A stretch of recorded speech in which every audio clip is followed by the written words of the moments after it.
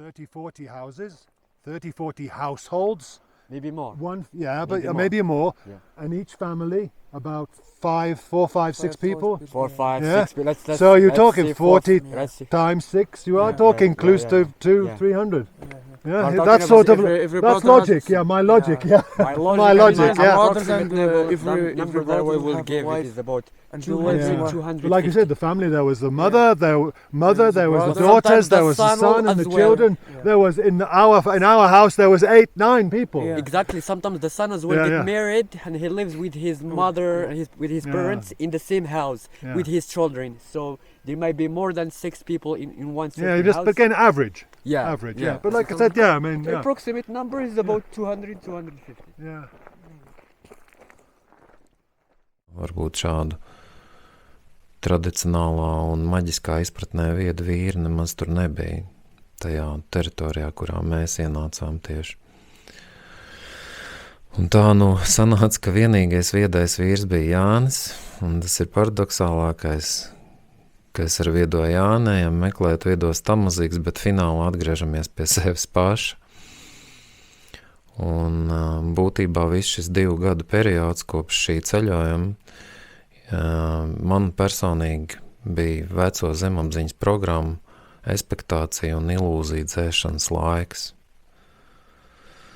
Patiešām tas izdevās nonulēt vecās karmas triggers un paskatīties uz visu no malas. Un te es gribētu atklāt savu meklējumu noslēpumu. Tas, ko es pieminēju pagājušajā filmā, un tādu kā intrigu atstāju uz šo, tad šis te pirmais noslēpums ir tāds, ka Ziemeļāfrikā jau no pirmās brauciena reizes es meklēju spēku vietu portālus, no kuriem visvieglāk un pilnvērtīgāk es varētu ietekmēt visas Latvijas situāciju. Tas izklausās ļoti lepnīgi, bet man bija patiesi iekšēji tāda sajūta. Ne no lepnības izrietoša, bet no tādas dziļas iekšējas pārliecības par to, ka es vislabāk uz Latvijas kopējo stāvokli var iedarboties esot ārpus šīs Latvijas un esot tieši Āfrikas kontinentā. Man liekas, ka Divo Puriņš dara tieši to pašu, tikai viņš ir Meksikā un meklē tur šīs atbildes, šīs spēku vietas un šos cilvēkus, šos magus.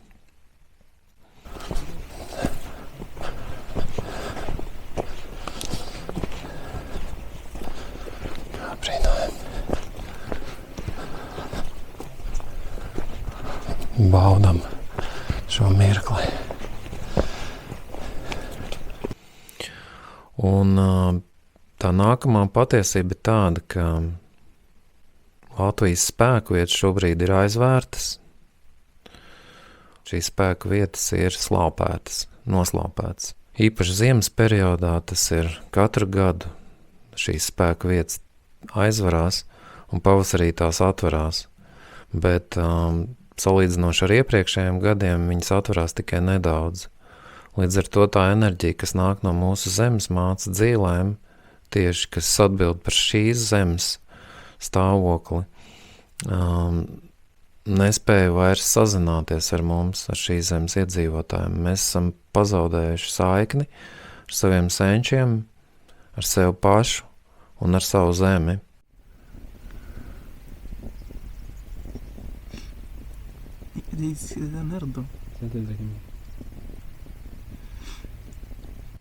Tie visi pasaules procesi, no kuriem mēs nevarējām izvairīties, un šeit cilvēki, kā indivīdi, ir vainīgi varbūt tikai pie viena faktora, pie nepietiekoša darba ar sevi. What do you think? And is there anyone we can speak to?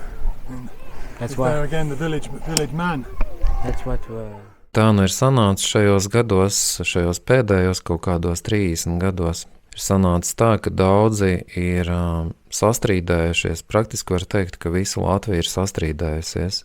Gan savās individuālajās dzīvēs, gan kopumā kā kolektīvs ņemot ir nonākusi ļoti lielās pretrunās, ļoti dziļos aizvainojumos, kurus var novērot dažādās, teiksim, TikTok tiešraidēs, ka redzēt, kādā stāvoklī cilvēks šobrīd atrodas, cik smagās situācijās.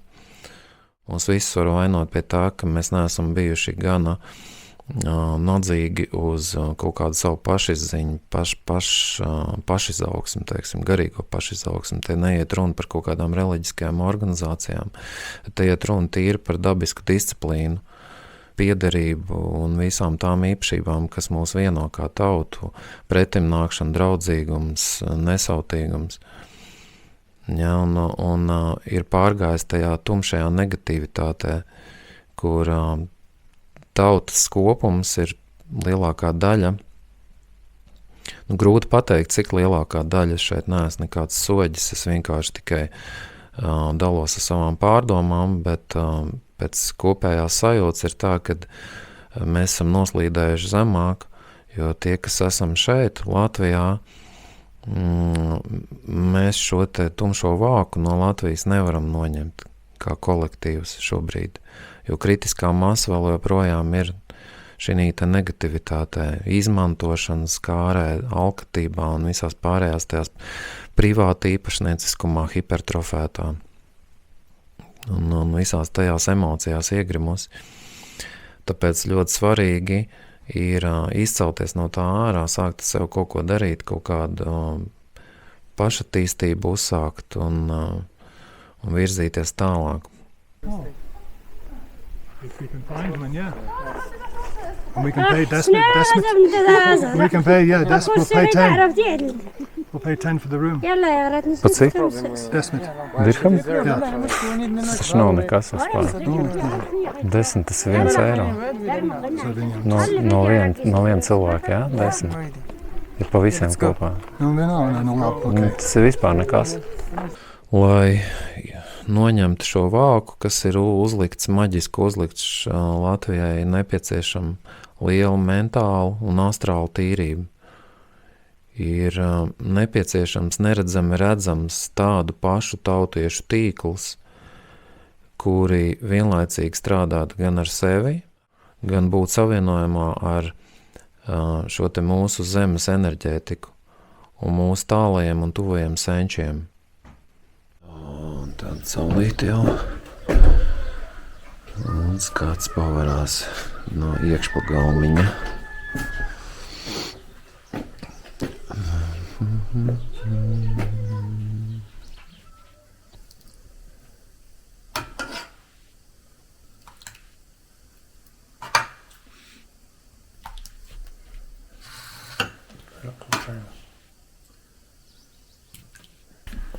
This? Oh, you are a Berber now. No, it's okay. No, just need to know. Just need to know. Es ieguvu brīvību paraudzīties uz kopējo tautas stāvokli. No tādas pilnīgi neitrālas pozīcijas. Es pat teiktu ļoti dziļi tādas atbrīvotas pozīcijas, bez pieķeršanās, bez ilūzijām. Un tas, ko es sapratu, un tas, ko visi jau ir sapratuši, ka šobrīd tautā ir diezgan smags periods, kādā mēs dzīvojam. Un jāsaprot tas, ka mēs kā tauta esam liela saime, un šobrīd mēs mazgājam netīro veļu. Šo netīro veļu mazgājot, daudz no mums kļūst ļaunāki un necilvēcīgāki, rupjāki, ja, tādi augstasinīgāki, attālinātāki no kaut kādas tādas labesības, jā. Bet daudzi arī gaišāki, vieglāki, priecīgāki, jā, kulturālāki, jo viņi saprot, ka grūtībās norūdās raksturs. Visi tie pārbaudījumi tev tikai stiprina un ceļ, jo grūtāk laika šādiem cilvēkiem, jo labāk tas ir viņu garīgajai attīstībai. Tad tagad informācija tiem, kur ir kaut ko dzirdējuši par čakrām. Tad tāpatās kā cilvēku čakra sistēma atspoguļo un translē katru individu reālo psiholoģisko stāvokli, jā. Tāpat arī pasaules zemes un kontinenti atbilst kādai no čakrām pašas zemes mātes ķermenī. Un mans jogas skolotājs reiz atklāja man tādu interesantu informāciju par šīs zemes čakrām. Viņš šo informāciju, cik es saprotu, bija ņēmis no vēdām, un es šo neesmu pārbaudījis, neesmu meklējis rakstos, bet es pieņēmu uz ticību to, ko viņš saka. Un viņš teica, ka Baltija ir pasaules kroņa čakra, savukārt Āfrika sakņu čakra, Mūladhara. Nu, un visus šos gadus es šo informāciju glabāju sevī, un vienā no meditācijām es sapratu, ka šīs čakru enerģijas ietekmē šo zemi pamatiedzīvotājs. Nevis ka ietekmē, bet kā ietekmē, jā. Es ieraudzīju šīs te mentalitātes un dažādās izpausmes, kuras sakņojas konkrētās zemes enerģētikā. Piemēram, viena Krievijas daļa, ieskaitot Ukrainu, ir pasaules ķermenī sirds čakrā. Un ja mēs esam komunicējuši ar slāviem, tad mēs varam novērot spēcīgu sirsnīgumu un atsaucīgumu īpaši slāvju zemju laukos, kur dzīvo vienkāršā tauta. Savukārt mūsu zemēs cilvēki, kur ir savās labākajās izpausmēs, ir atturīgāki, aristokrātiskāki, un uz viņiem savukārt iedarbojas šī zemes enerģētika. Nu jā, tas vēl, ko man pastāstīja šis skolotājs, ka Latvijas enerģētika ir tāda, vēl joprojām, kur nepieļauj šeit mierīgi dzīvot cilvēkiem, kur ir nobloķējuši augšējās čakras, sākot no sirds čakras. Ko tas nozīmē? Tas nozīmē to, ka jo vairāk šai zemē grimst mietpilsonībā un alkoholismā, jo vairāk šī zeme viņus izstumi un padara par mankurtiem. Un skolotājs vēl teica, ka, lai šī zeme uzplauktu, iet runa par visu Baltiju. Cilvēku kritiskajai masai jāsasniedz vismaz tāds stāvoklis, kurš ir brīvs no zemiskām vēlmēm. Piemēram, kāda mieriept, tur nostučīt vai piekrāpt, lai šī zeme sasniegtu tik augstu garīgā un mentālā pacēluma līmeni, kāds bija pirms krustneša ienākšanas, ko es jau minēju, kaut kāds apmēram 2000 gadus atpakaļ. Cilvēkiem ir jāatgriežas pie savām saknēm, jāsāk godināt tālos un tuvos senčus, un jāsāk strādāt pie savām emocijām un zemapziņas traumām, jo pretējā gadījumā šī purvainā sajūta daudziem no mums turpināsies.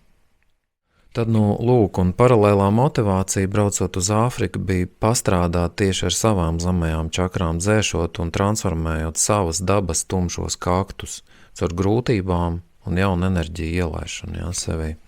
Es tikai nenojautu tieši kā tas notiks, kā notiks šī izaugsme un transformācija, jo dominējošā doma tomēr vairāk bija iedarboties uz to tumšo ārējo apvalku. Kas ir tā kā tur tautas līmenī, tur zemes līmenī un tā tālāk. Es gribēju noņemt šo te vākumu, bet smieklīgākais tas, kad faktiski es noņēmu savu vāku. Es noņēmu savu to tumšo ilūzijas plīvuru, espektāciju plīvuru kaut kādu. Otru noslēpumu es atklāšu 4. filmā. Labi, paldies par uzmanību. Ar Dievu sanācām, ar Dievu šķiramies līdz tai reizītē, līdz tai dieniņai.